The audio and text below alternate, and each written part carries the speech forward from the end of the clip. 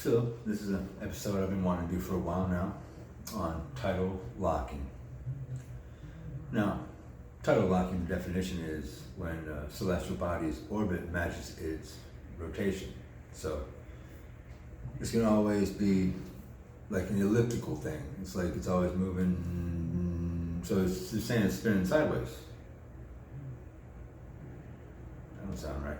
Okay, so, but they say that Earth, which the moon is tightly locked to the Earth, but they say that the Earth will tightly lock to the moon in 50 billion years from now. What? That's not right. 50 billion years? Let me tell you, the people in NASA, they couldn't fucking figure out nothing in 50 billion years from now.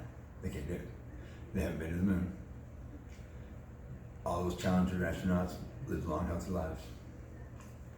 And a lot of the, Johnson Space Center, locations around there, a lot of hairspray coming up, unstopped, So, why wouldn't NASA lie about what the reason tidal locking is, Why would they do that? Because they got something to hide. Right. So Pluto and Eris, they're doing things that, shouldn't be done. Well, Pluto is, Eris is doing okay. It's but it's the size of Eris and its moon lets you know that, our moon and us can do the same thing, But Pluto's doing something way out, it's definitely doesn't look like gravity is the reason there. I know. Uranus is doing some weird stuff, NASA. Mm-hmm.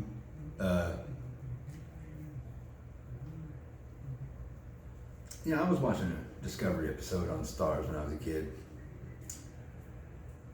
and they had these episodes of these two stars circling each other, tightly locked. I like to call it perfectly locked. They were perfectly locked, and they were coming closer towards each other at hundreds of thousands of miles an hour. And, the faster they flown around each other, the tighter the velocity got as they came in closer. And their eyes never left each other. The faces always stayed right there. Never missed a beat. Hundreds of thousands of miles an hour.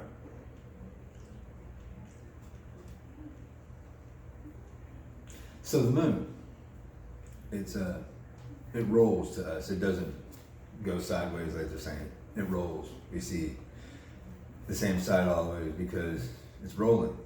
And it's spinning on its axis once every 27 days.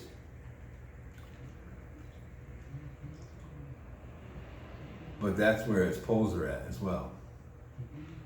There's a lot of planets that we can't tell whether or not they're tightly locked to their their moons or not because they're gas planets. Sometimes you can't see the ground there.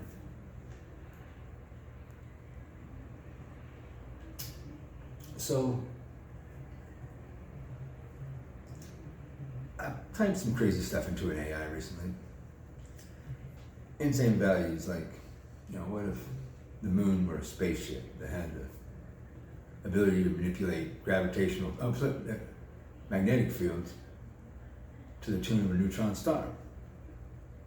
And what if the moon controlled our rotation, making it to where one hemisphere got complete darkness and the other hemisphere got a 24-hour day-night schedule?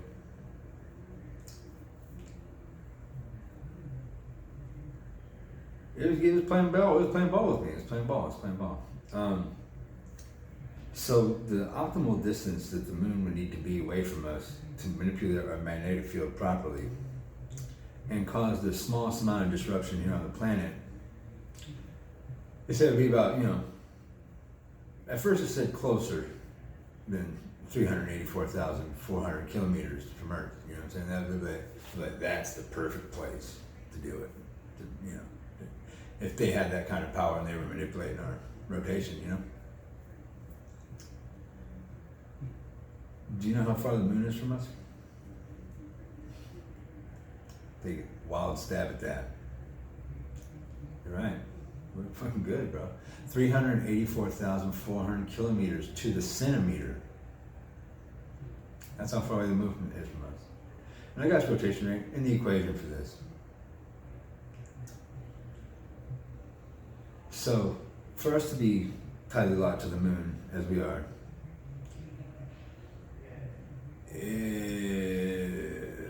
half the Earth is frozen. Antarctica is much larger than they're saying it is. And, you know, it's a spaceship controlling our rotation. We're not spinning like you think we are. You know, lots of diagrams from around the world, taking, you know, long still shots and stuff of the stars spinning. You know, it happens all over the world. Why? Why is the North Star always the North Star, even though we're tilting for seasons and stuff? You know, how is that? How is that? Well, it just so happens the North Star is at the, you know, that's where, and that's where the Arctic Circle is at, actually. You know, how could that be the Arctic Circle? You know, start to line up. Almost there. Pain.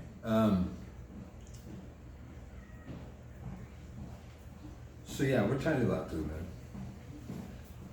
Earth is half frozen. And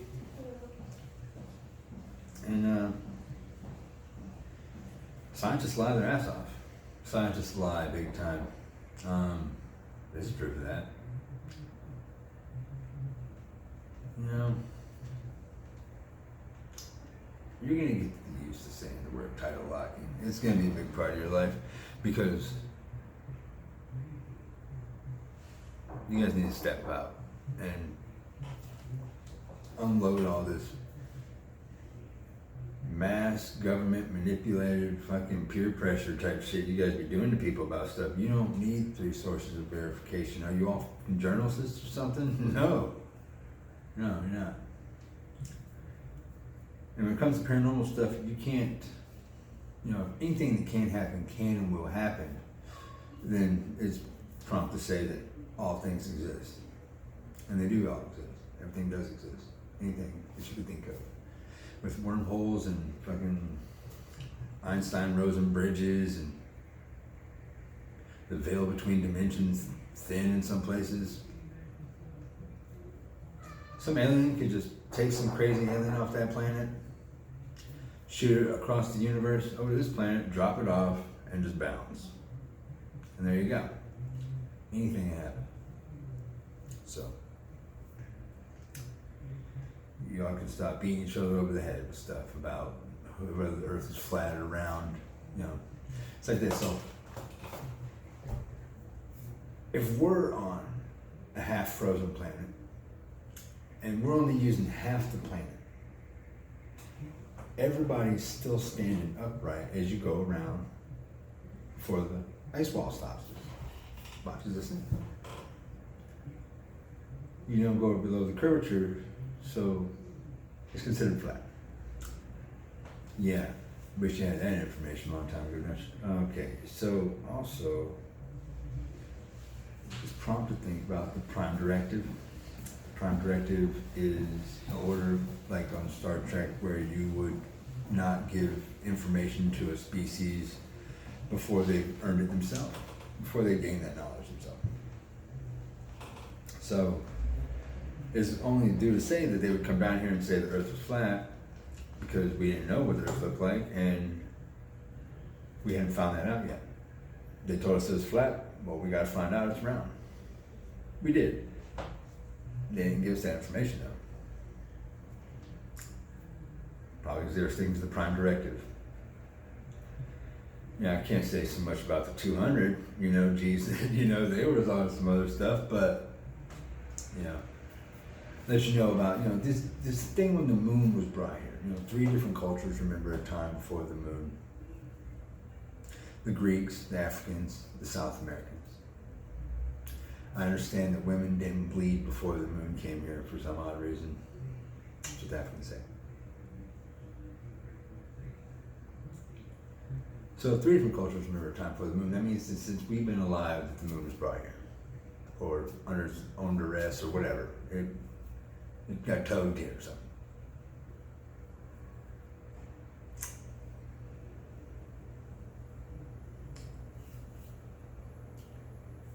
Did I tell you scientists lie? Oh yeah, scientists lie their fucking ass off. Yeah. More at 11.